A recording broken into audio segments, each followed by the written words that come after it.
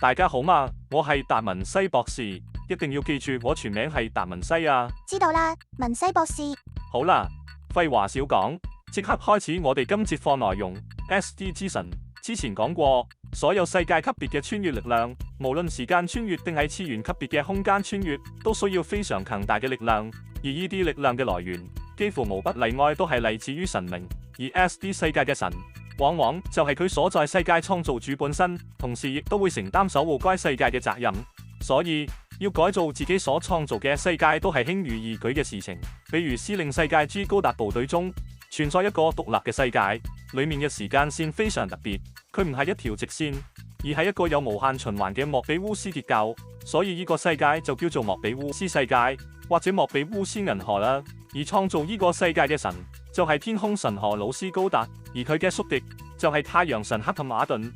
被普羅米修斯黑暗力量控制嘅黑塔馬頓侵佔咗守護和平嘅克利俄斯神廟，於是天空神舉辦咗潘克拉辛大賽，從不同宇宙同時空中召喚各位戰士嚟到莫比烏斯銀河，而司令高達、隊長高達同蒙面指揮官都被分別召喚過嚟成為大潘克拉辛戰士，希望從最終戰獲勝中揾出最強戰士，加入諸神之戰中奪回克利俄斯神廟。最後，隊長高達同蒙面指揮官融合成為最終方程式，力量已經達到咗神嘅級別，成功打敗太陽神黑塔馬頓。天空神同太陽神就融合成為星神阿曼拉高達，同最終方程式一齊決戰普羅米烏斯龍。司令世界觀中，除咗以上提到嘅天空神同太陽神之外，仲有邪鬥神、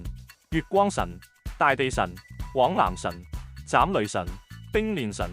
鹽獄神、冥界神等等。佢哋個個形象各異，每人都有自己負責嘅職責同管轄區。可以話，平民百姓所面對嘅世界危機，其實係呢啲神明為咗爭權奪利嘅結果。所以神明多都未必係一件好事。原嚟係咁噶。再嚟睇睇武者世界中相對和平嘅神明，喺 SD 戰國傳地上最強篇中出現咗分別嚟自三個地區主角嘅故事，分別係嚟自影武亂夢之國嘅白龍環陀姆，嚟自天宮之國嘅武者為苦攻衝一，同埋嚟自赤流火韻之國嘅阿修羅環陀姆。呢三個國家分別對應現實中嘅中國、日本同埋印度，佢哋各自都有自己所信奉嘅信仰同文化。傳說中，守護影武亂夢嘅武人就係龍帝獨角獸，當佢發揮出神級力量嘅時候，身體就會變成巨神體，相當於正常比例下嘅高達。佢守護住影武亂夢嘅傳說名流千古，一直到三國時期嘅劉備高達。無論係血緣定係龍輝寶君，有證據表明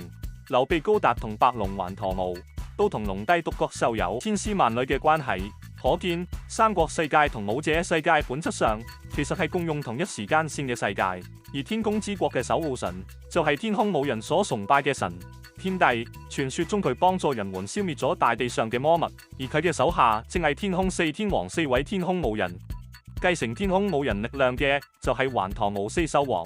繼承天空武人鎧甲嘅就係風能火山四天王。所以負責指揮呢班人嘅就係天空三武將，即係天帝、雷帝同埋地帝。天帝作為天空三武將之首，身邊仲有天空三烈神供奉同守護，而鐵晶鳳凰就係天地力量嘅化身，負責作為使者將力量傳承俾各位大將軍。以上資料都係後人根據文獻記載慢慢歸納得出，仲仿照天帝個樣製作咗唔少巨大機兵，比如機動武神天海王、機動武者大將、機動武者轟天號、鐵機武者包俊遠、超機動大將軍等等等等等。而赤流火韻嘅守護神資料唔多，我哋只知道呢個國家信奉嘅係火焰戰神韋武虎，佢流傳咗一套古老嘅拳法阿修羅神拳俾世人。三國世界嘅南方之王猛獲高達，同埋司令世界嘅大潘拉辛戰士鋼莫斯騎兵濕婆，都有一定程度繼承咗呢套拳法。原嚟係咁噶。再睇睇騎士世界，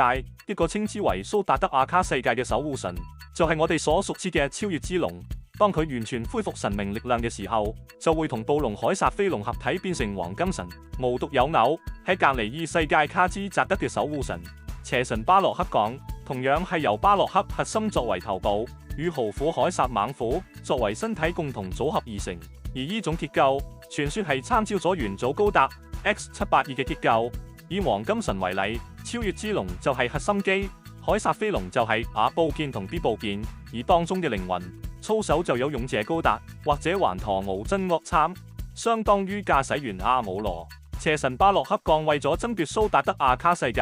從異世界而來，分別將對方操守打死，先導致雙雙解體同封印，然後各自為咗尋找新嘅操守而暗中戰鬥，揾唔同嘅戰爭代理人，先有咁多故事。點都好，終於兩位神明因為爭權奪利，搞到兩個世界都面臨崩潰。黃金神消滅咗巴洛克降後，為拯救世人，將兩個世界融為一體，成為新世界，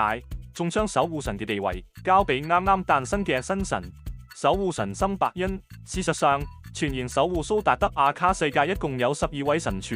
分別守護住各自領域同埋各自繼承職位。由於資料不足，目前已知就只有黃金神、巴街神、蝸牛神、地獄神、地裂神、武鬥神、冥府神。總結一下 SD 世界嘅神，往往就係自己所創造嘅世界嘅守護神。佢哋擁有穿越時空嘅力量，佢哋能力越強大，身體就越趨向於正常比例。人民為咗崇拜同仿照神明力量，會製作出外形接近神嘅機兵。不過，根據我研究發現，以上提過嘅所有神最終都只不過係代理人。咦？點解嘅？喺佢哋嘅背後，仲存在一股力量控制一切。下節課題為 SD 真神落課。本期 SD 研究所完結啦，希望各位大佬中意啦。有什麼意見建議歡迎留言，求大佬們一鍵3連。我係你的識條鐵達文西，拜拜。